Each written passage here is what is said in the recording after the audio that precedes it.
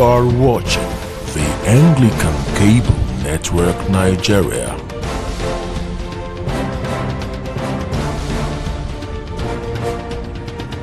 ACNN, reaching the world with the undiluted Word of God. You can't give what you don't have. When you are talking about integrity, you are really talking about the real person, who that person is. When you talk of integrity, you talk of honesty. To be honest. And to be honest means to be trustworthy, to be truthful.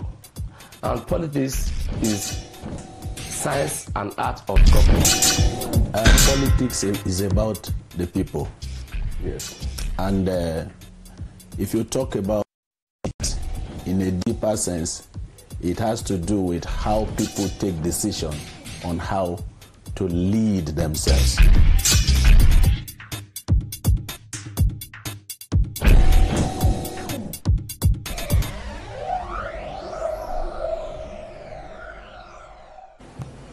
Security, they say, is the protection of a person, building, organization, or a country against threats such as crime or attacks by foreign countries or bodies.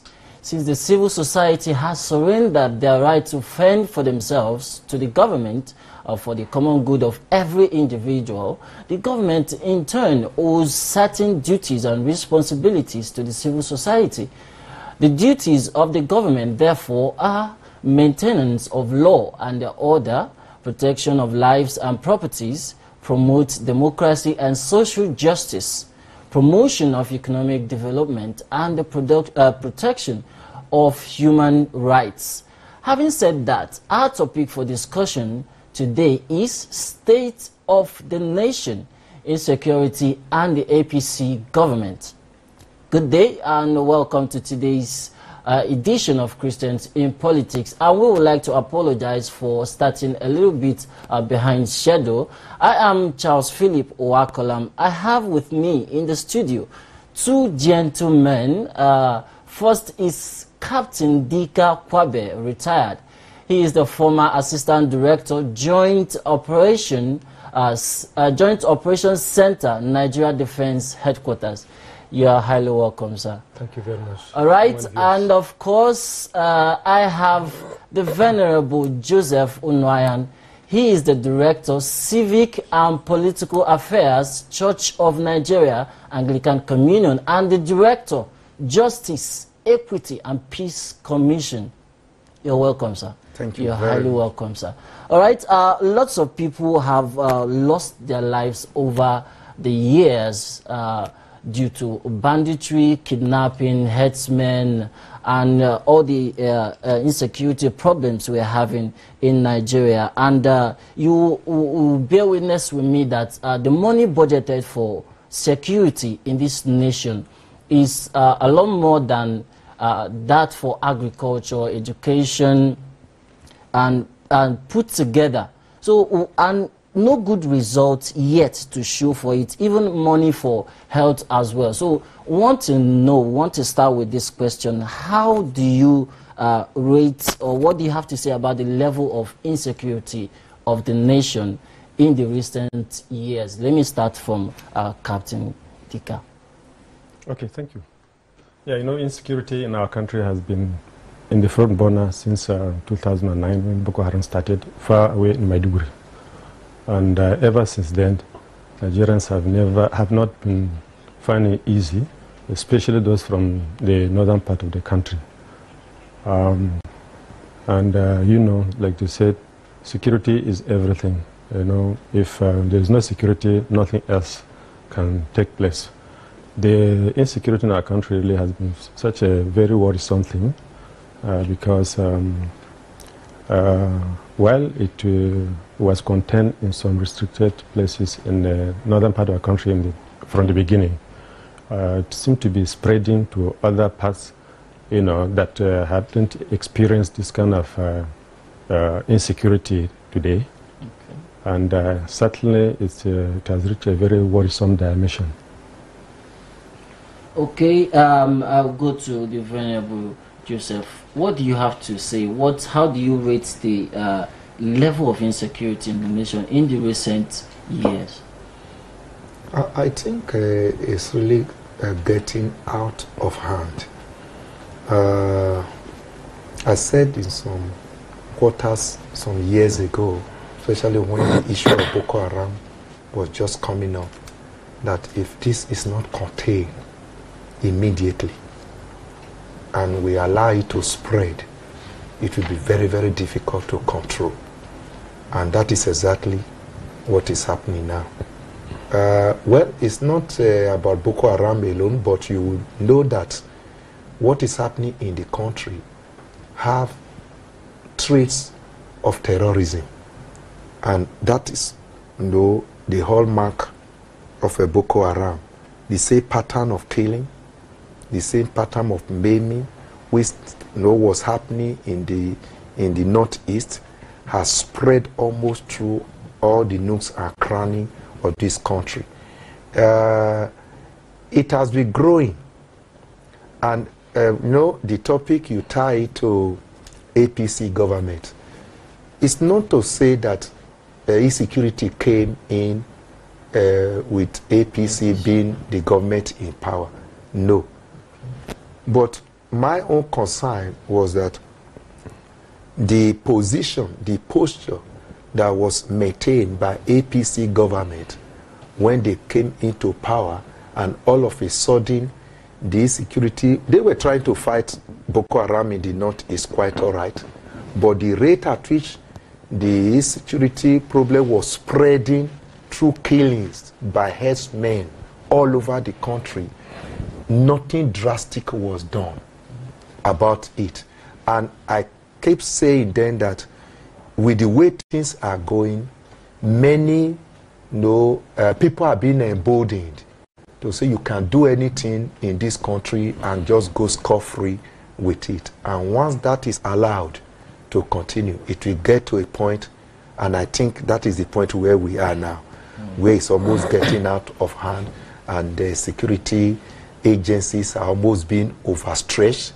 We don't want to say overpowered, because we know that our security men has what it takes to be able to contain these things if there's enough political will, and if they don't tackle it with all the seriousness it deserves. You can imagine the kind of marching order that Mr. President gave when election was to take place of recent, when he said those who have the intention to snatch ballots but should be dead. I mean, the police and security agencies should deal ruthlessly with them. If such was made about 4 years ago, 5 years ago, when herdsmen were killing, moving from one state to the other, from one village to the other, raping people, killing innocent citizens, committing arson. If such statement was made then, I think we won't get to where we are now. Okay, we'll continue on this, but I want to bring our attention to a position of a lawmaker representing the Gwa East and West Federal Constituency of Benue. His name is Mark Bila. He posited that federal government should declare the herdsmen as terrorist group. And you talked about political will. I would like to bring attention that recently the Northern Elders Forum, they really came out against the president, saying he lacked the political will to tackle the security problems of the nation. So going to Captain again, by the way, he's a retired Navy captain. And coming to Captain again, will you support the position of this lawmaker if the National Assembly will have to tell the president to declare these groups as terrorist groups? Will you support such move? Yeah, quite honestly, I see nothing wrong in declaring them a terrorist group. But again, if you look at it, it is not just in declaring, in giving a new name to an organization that matters. Okay. You can call an organization with the name that you feel fits them according to your assessment.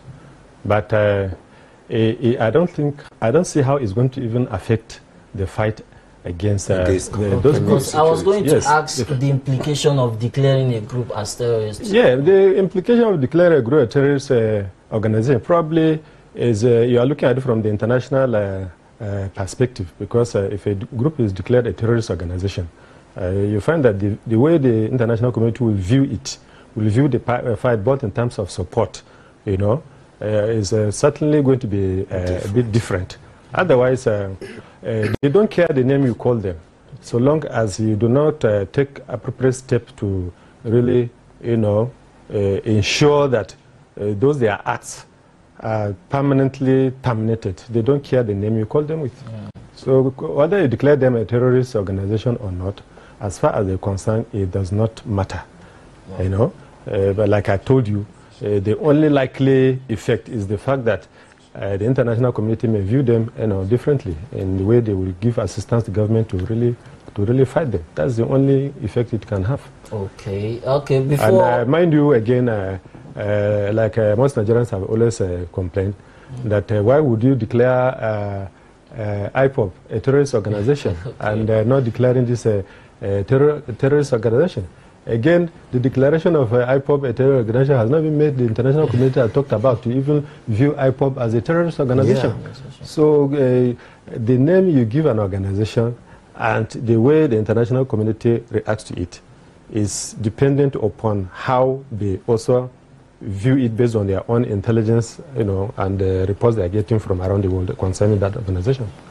So, well, I don't have anything about, you know, giving the herdsmen, tagging them a terrorist organization or not. But like I said, the only thing is that it might not really affect the fight against the herdsmen, you know, too differently if we do not take an appropriate step. Okay. Yes. Okay.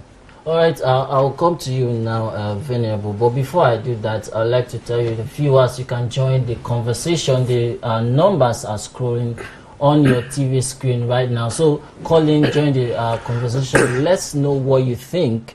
Okay, Venerable. I would like to bring the point of the Northern Elders Forum once again.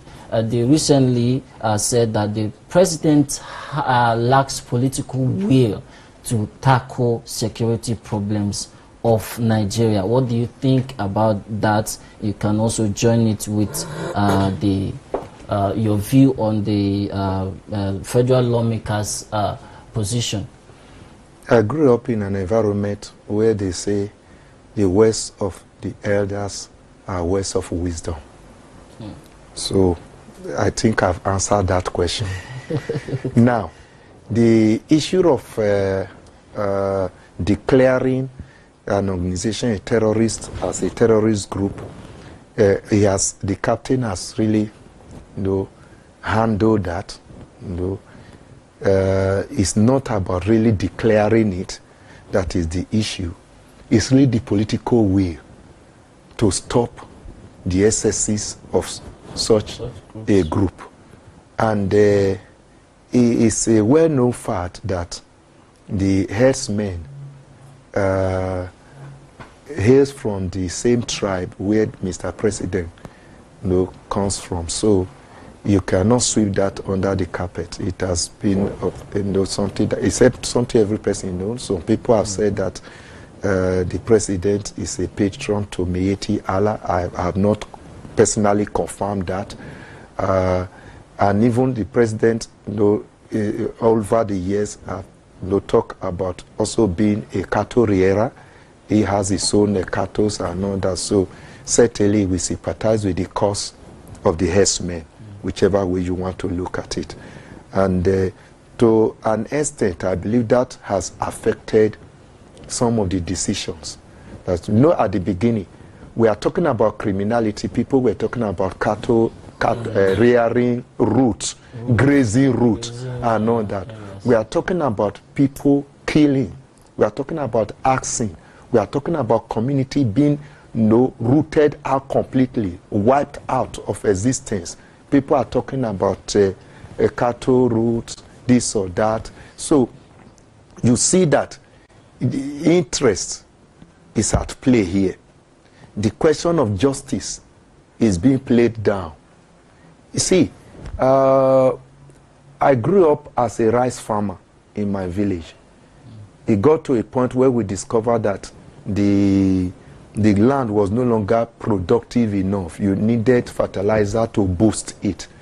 I did not carry gun to the state house or come to Asoro to start killing people because my source of livelihood or my family business is going down or is being affected by climate or whatever. So whatever reason people want to give climate change, which of course is global, it's not good enough. We should talk about the principle of justice here. We should talk about equity in handling of issues. That is where the question of declaring IPOB as a terrorist organization comes in. What did IPOB do that the herdsmen have not done? In fact, the herdsmen have done 10 times over whatever you can think that IPOB had done or were capable of doing. Okay. I have not seen any organization that has strengthened the unity of the nation Nigeria more than this herdsmen, something that has been on for the past few years now. Even Boko Haram were restricted to one corner of the country, the northeast. And don't forget, in this studio, I've said this over and over that I simply see the herdsmen, the way they came out, started spreading, killing, maiming people. I saw it as an arm of Boko Haram. This thing started when Boko Haram were supposedly dislodged from Sambisa forest, and they spread. Okay. So, and I started saying it after, I think it was about after 6 months before the chief of army staff or chief of defense staff came up in one of the programs to say that it's like they are beginning to see some correlation, because they said the operation of herdsmen is almost following the same pattern of the Boko Haram. So the truth is that Nigerians, whether president declares these herdsmen as terrorists, Nigerians have since declared them as terrorists. That is the truth. Because somebody who can leave his own community, come to your own community where you were born and brought up, he has never been there. He brings in cow into your farm, they are eating your crops. If you say, please, what is this? Stop. They machete you to death and all that. They set your house ablaze and no one is arresting them. They are moving about with sophisticated weapons like AK-47. No one is so. What do you call them? We don't need the National Assembly to declare them as terror. We already know as Nigeria that these are terrorists. I think what we should be talking about is appealing to those in the corridor of power to muster more political will to deal with this, because if you don't deal with it, it will only bring up another generation of criminals.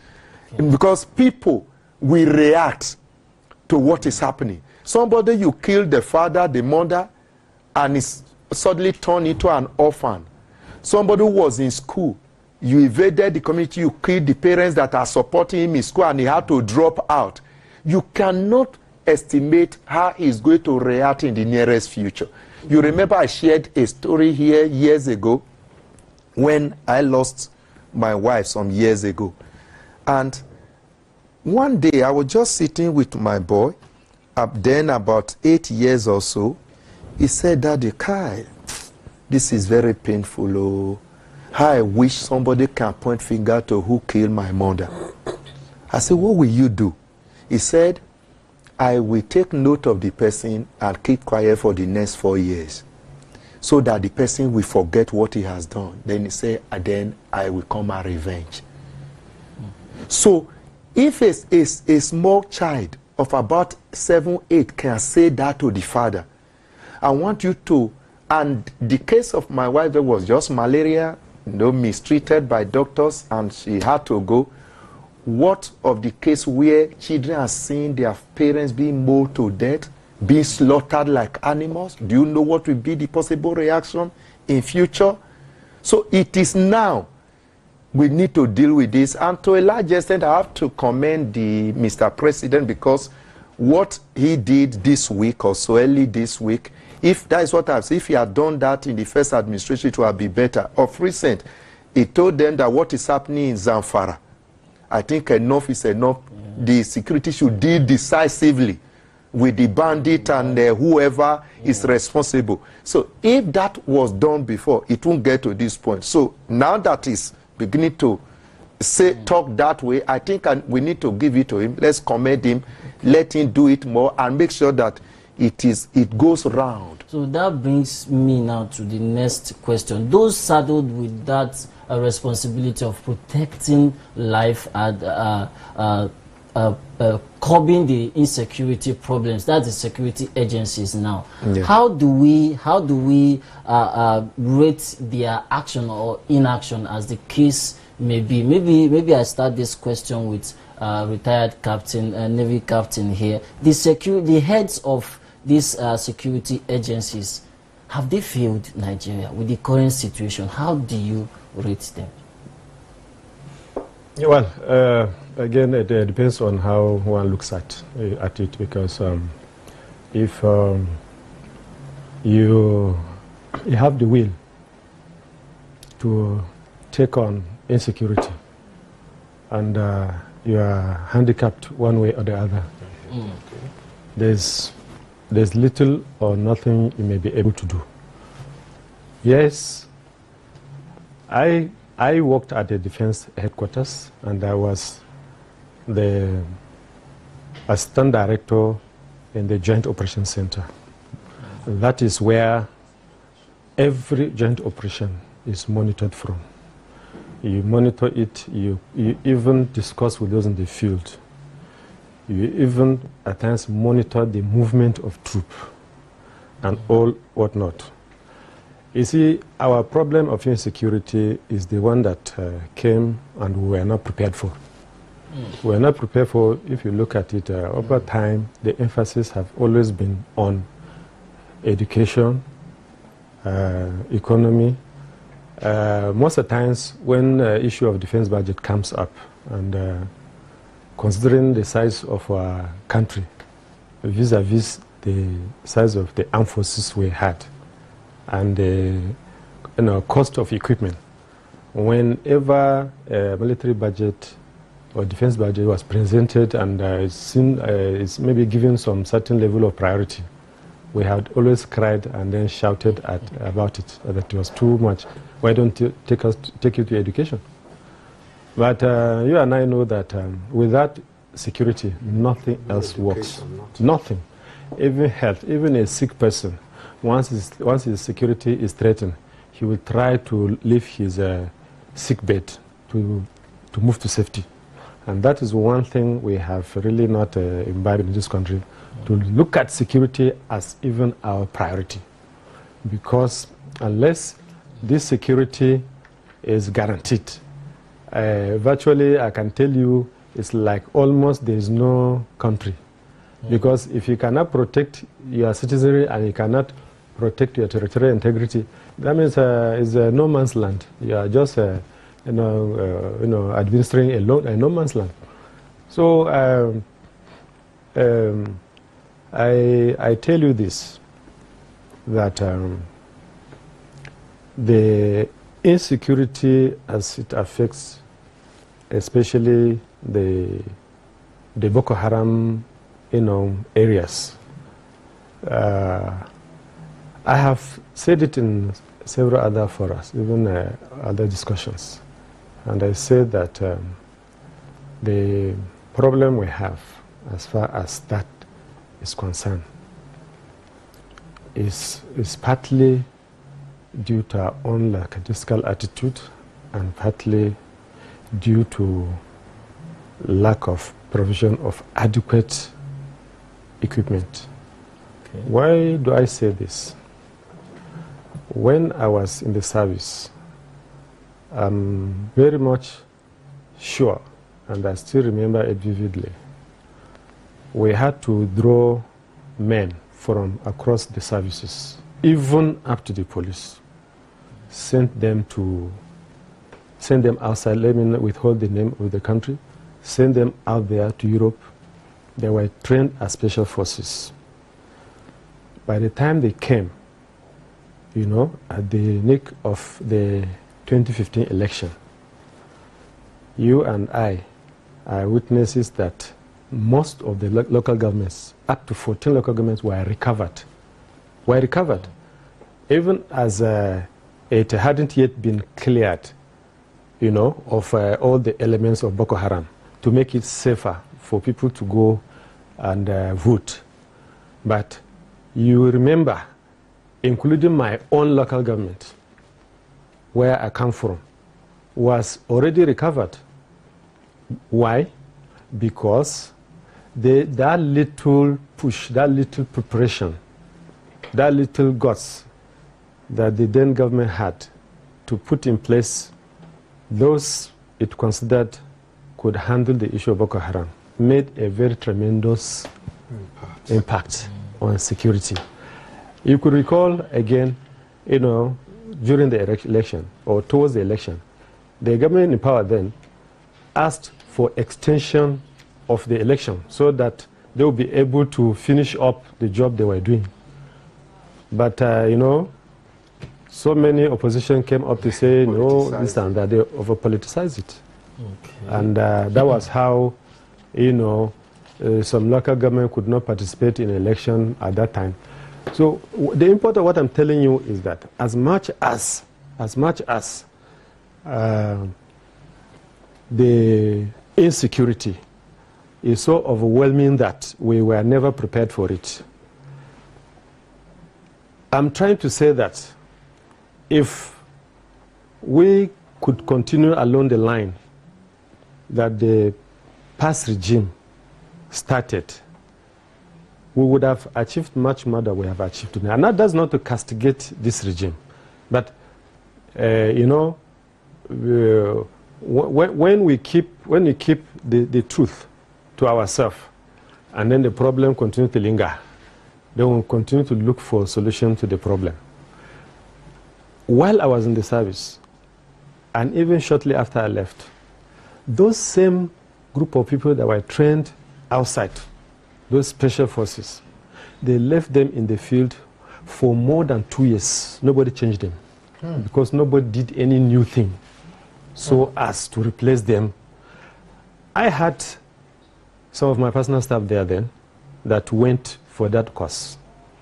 When they came back and they were deployed, the soldier kept asking me to help him to be changed from that place because some of them had really been replaced, you know, under the cover of 1 or 2 things because of the stress they have gone through.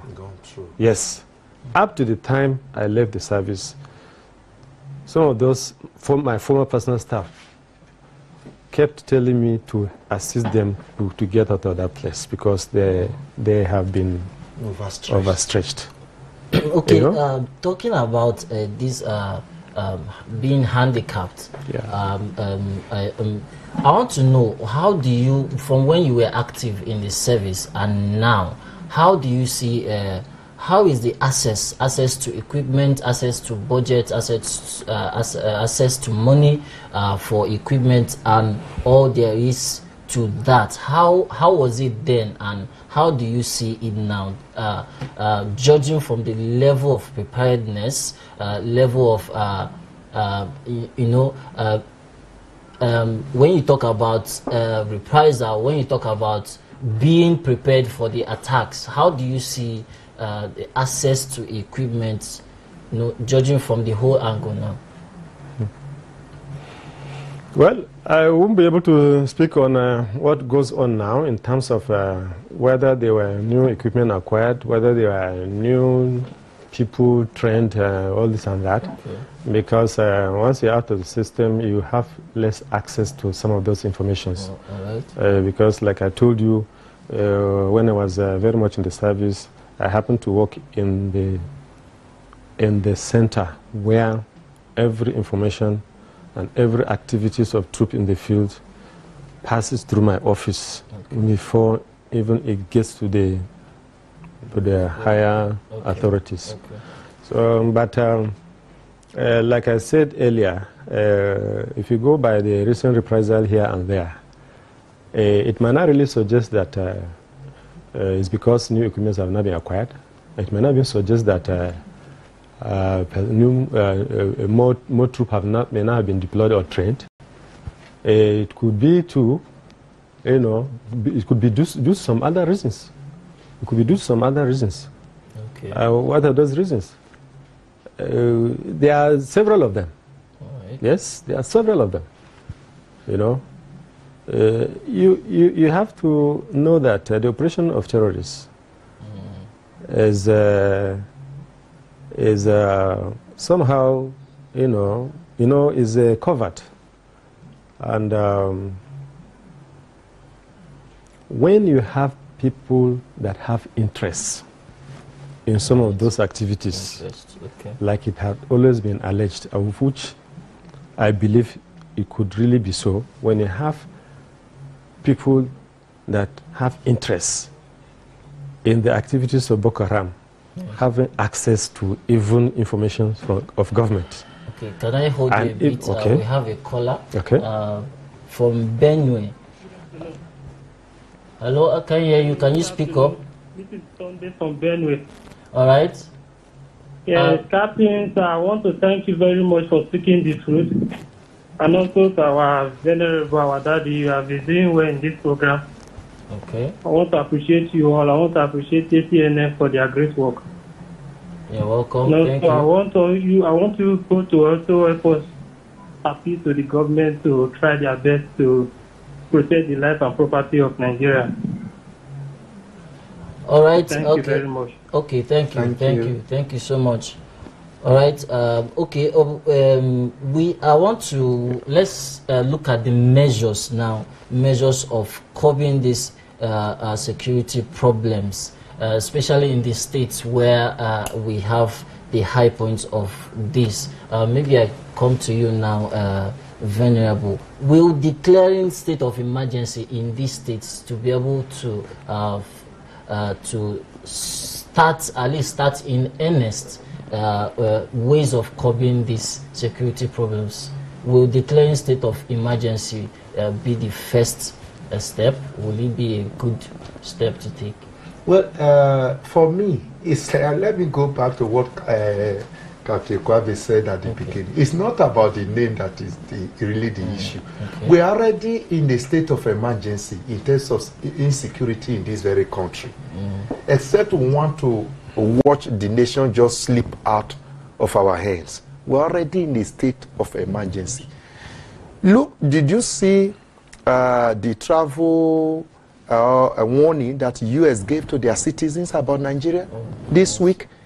What else do you need? When a country like U.S. can warn their citizens about visiting Nigeria and movement in Nigeria, and they see the terminologies that were used in that very warning, you know that we're already in a big mess. Okay. I think we have a caller. Sorry. Okay.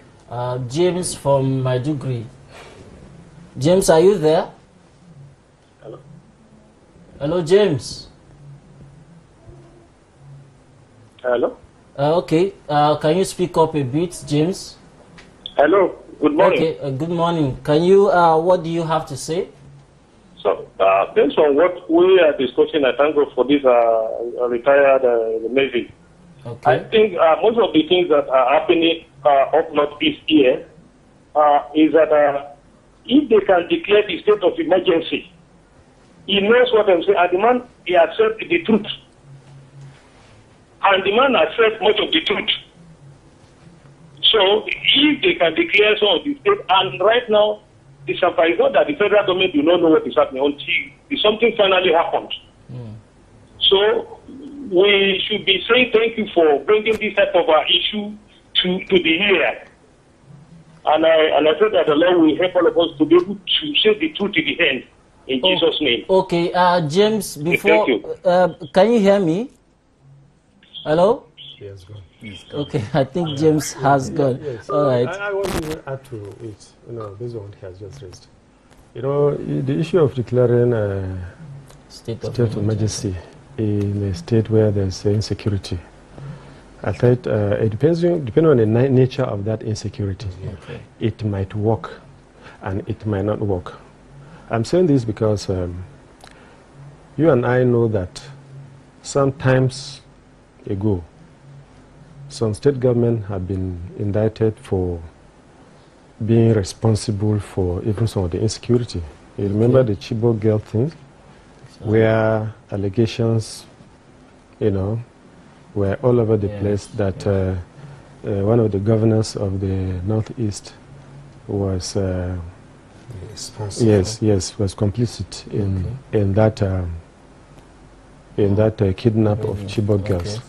So in those kind of situations where the sitting governors are known to be, you know, the ones inciting those insecurities, yes, if you declare a state of emergency and bring in another person who is completely different and neutral, yes, state of emergency might work. Okay. But that is not to say that the state of emergency declaration could apply and, you know, and achieve its objective in other places.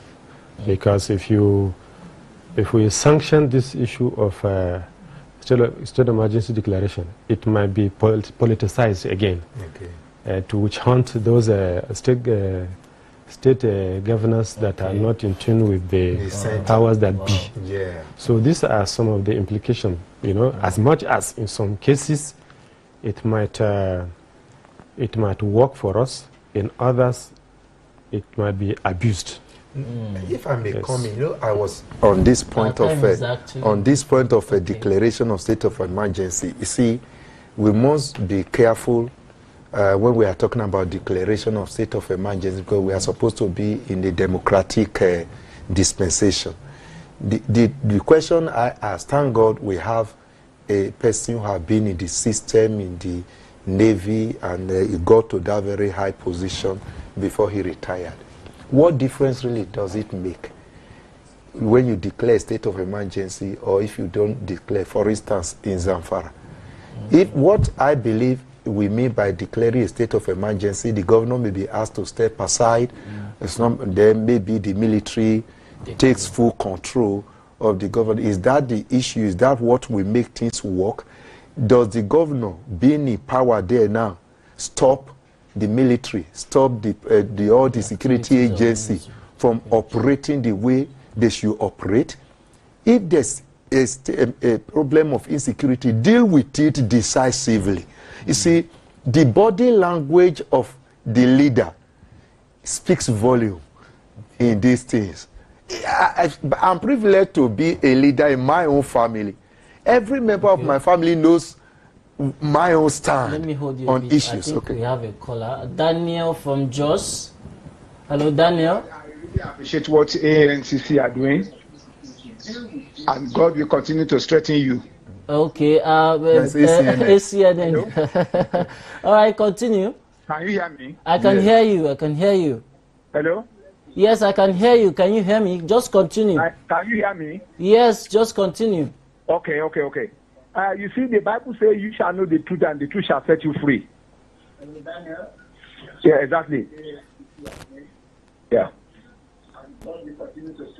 Yeah.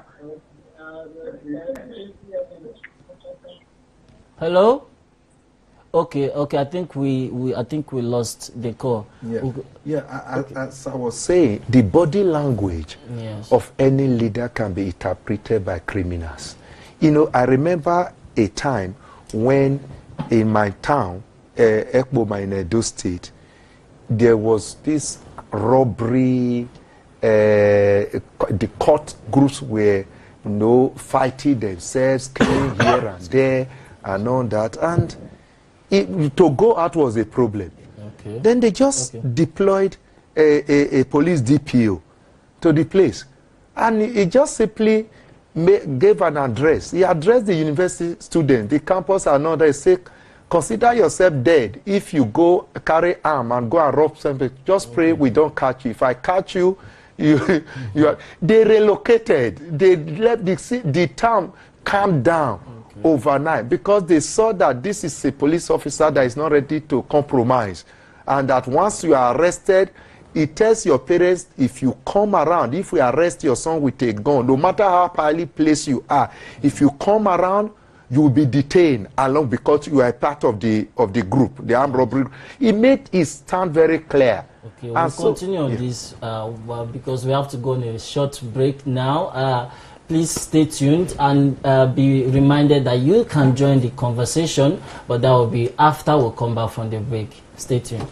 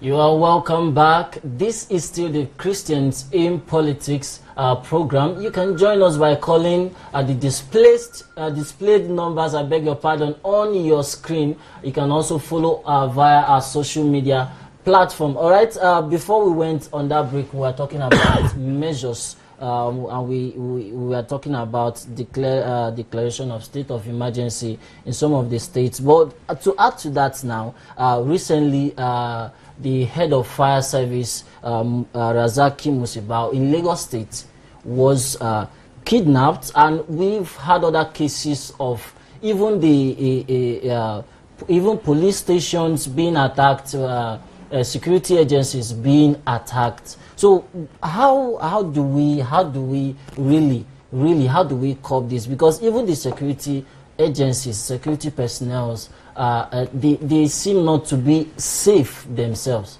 So we continue from there. The earlier we wake up, the better. I was talking about body language of leaders before, and I'm still on that the earlier we wake up, the better. Maybe you just mentioned the head of fire service. He's only making headline because he's a top government official. People are being kidnapped by the day. People are being killed by the day. Innocent people are just losing their lives in Nigeria. So life looks so cheap now. Okay, I think we have a caller. Sorry. Hello? The other time. Okay, the Bible says you shall know the truth and the truth shall set you free. You see, majority of our leaders, they know the truth, but they don't want to follow it. 2, you see, it's not bad if they can even ask for forgiveness from the past government, especially the former president, Jonathan. Some of them wronged him wrongly, thinking. You see, there's nothing you do. It's just for a while. Actually, what they did to that gentleman is exactly what is happening to us. And you see now, it is only them alone that are paying for this. It is even the masses that know nothing about what happened that are paying for all these things. Another thing I observed is that, you see, you cannot run the government the way they are running it, like a family government. Even in your various houses, there are a lot of times you ask some family members to contribute to whatever you are doing in a family. But for a section of the country to now make sure that everything is shifted to their area, it's not the real cause of where we're supposed to go.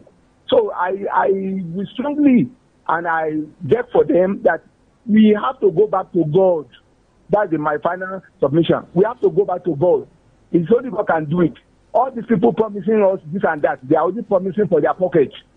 So may God continue to help us. Thank you very much.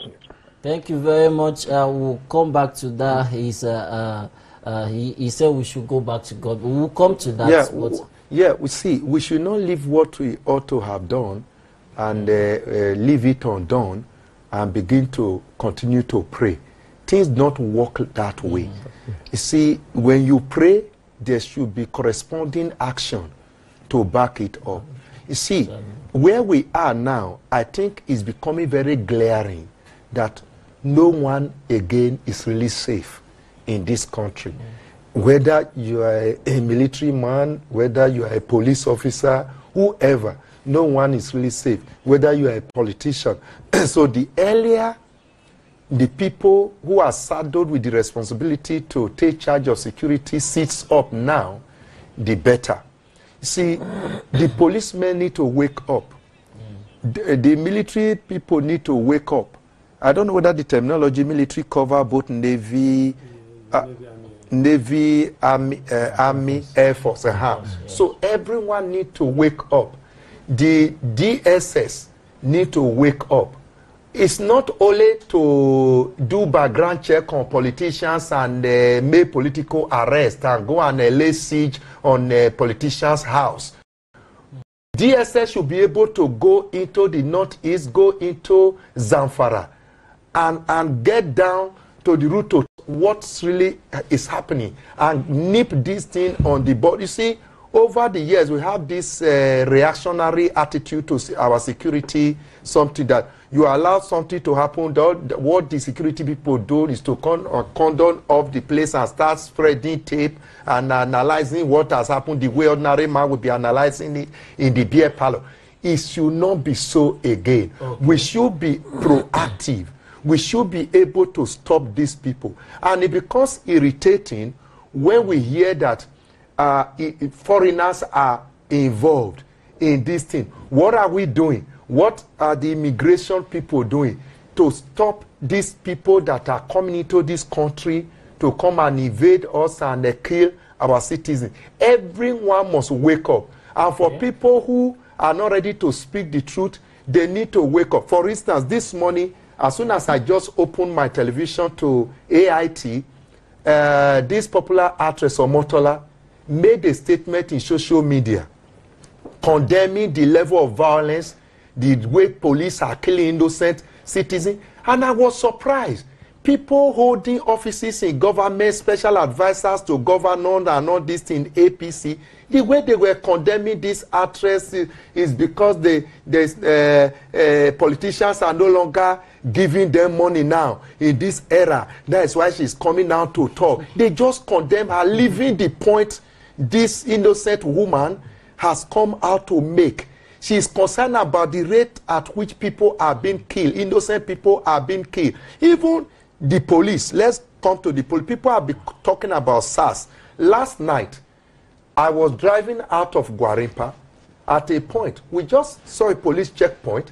The police were holding the paper of the vehicle, talking to the man. The next thing, the police officer just used the two hands to tap the owner of the car on the chest. The man nearly fell down on the road. I had to quickly match brake, otherwise I would have run the man over. My wife was just saying, Jesus, can you see? This is what they do. Before they know it, they will shoot this man. It's as bad as that. No. Everyone need to wake up and see that if your life is not safe, my life is not safe, the life of the man on uniform is not safe. There's a trend I noticed of recent now. Because of the harassment of innocent youths, because of their hairstyle, those who decide to put tattoo and everything, they are being molested. That is not the way to do it. You see, arresting people that put tattoo will not change their heart. Leave that one for the pastors to preach. We are to preach against all those things to change the orientation of people. Not you, policeman, saying because somebody is have tattoo, you just shoot him and just kill. If we continue that way, there's a trend now. I see young people walking about with dogs. I think there's a caller. Okay. James from Medugri. Hello, James from Medugri. Hello. Hello. Good afternoon, sir, once again. Good afternoon. Welcome. Thank you. I think what the Venerable is saying now, the security men are trying their best. Okay. And we should make it clear here, like what the captain said earlier. If we want this thing to stop, everyone that has in all these things, mostly politicians, they are behind all these things. Now we are talking of these guys. I was there the day they kidnapped all these ladies. I witnessed a lot of things. So whatever we are talking, we should not, everything boils down to all of us fighting the issue of security. Security, if you see the way those men, those young boys, they are maiming and killing them. So it is high time the government in power should do what will make this situation. I want to let us know, Nigeria has gone to many nations in which in less than 48 hours, things come down. Why not in our own nation? If we want this thing to end in 72 hours, they deploy all the arms, it will win. I pray that God will certainly use this forum to be able to reach where he ought to go to in Jesus' name. Thank you. Thank you now, may I quickly, as I'm rounding up on what I was saying, comment. I was talking about. Really there's a new trend. If you, I don't know whether you have noticed it. Okay. Most young men now come out with their dogs, all these heavy dogs, because they have no gun. Their life is not secured.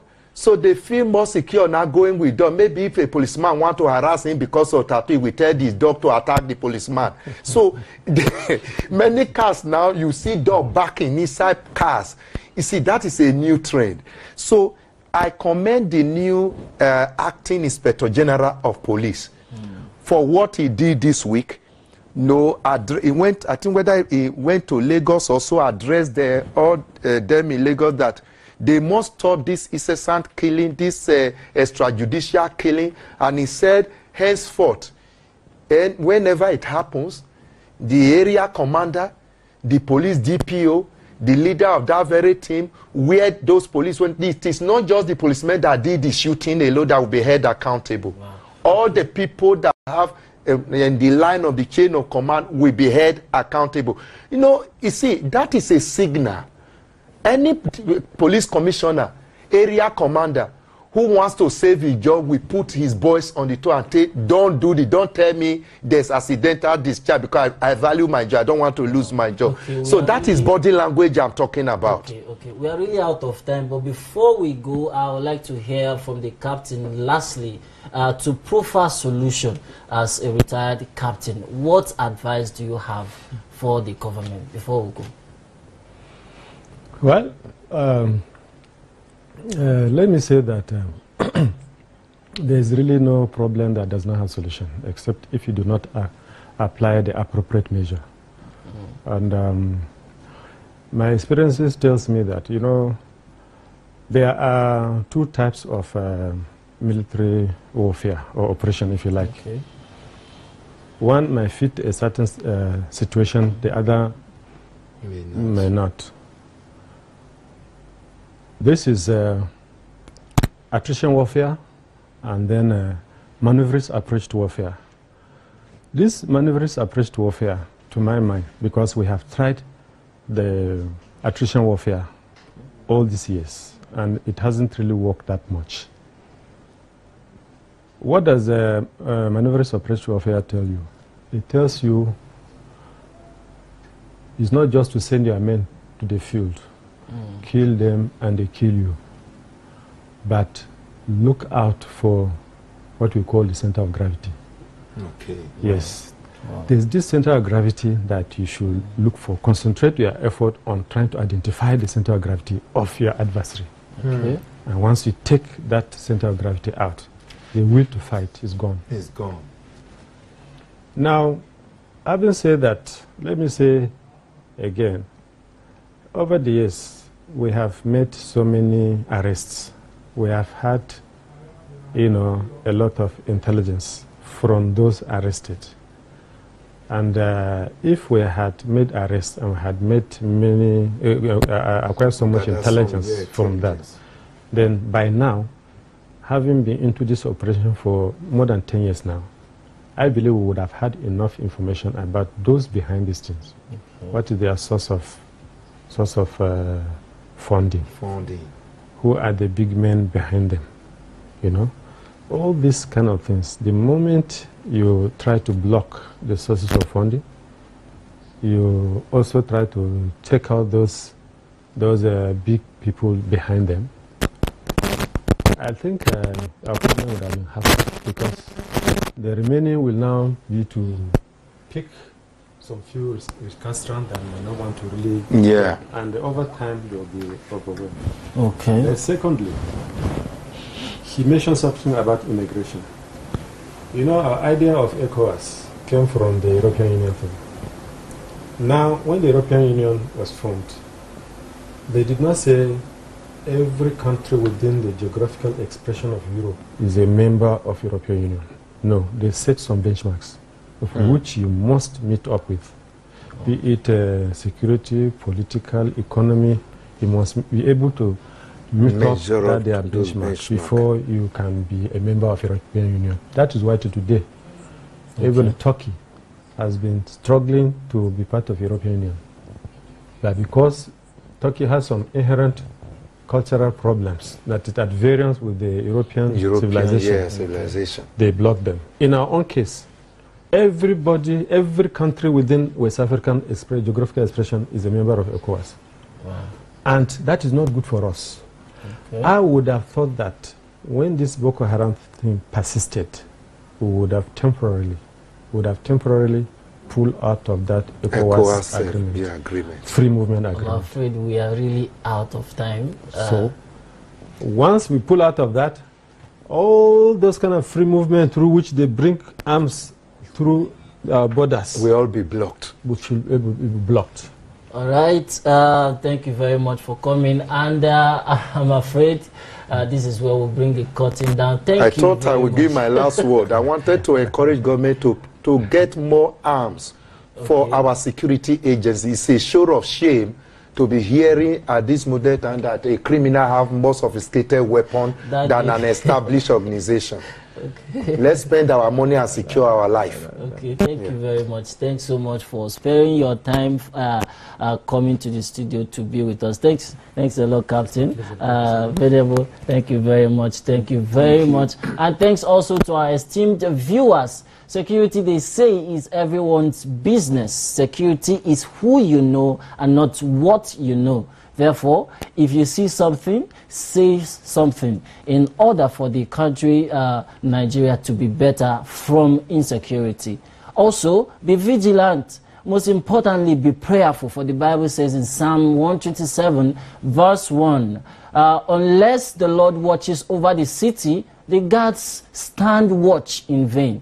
This is where we draw the curtain, like I said before. Until next time, be blessed. And keep watching ACNN as we bring you interesting issues and topics. Bye, and God bless you.